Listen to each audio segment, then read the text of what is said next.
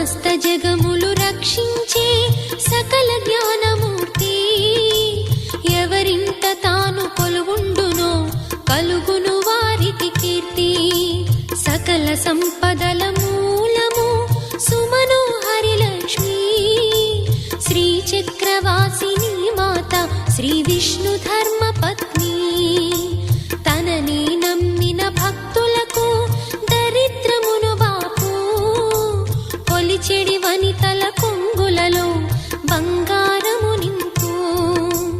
అష్టలక్ష్ముల రూపున అవతారం దాల్చినది కష్టములను తొలగించగా భూమిలో వెలసినది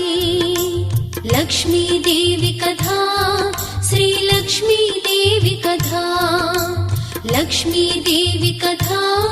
శ్రీ లక్ష్మీదేవి కథా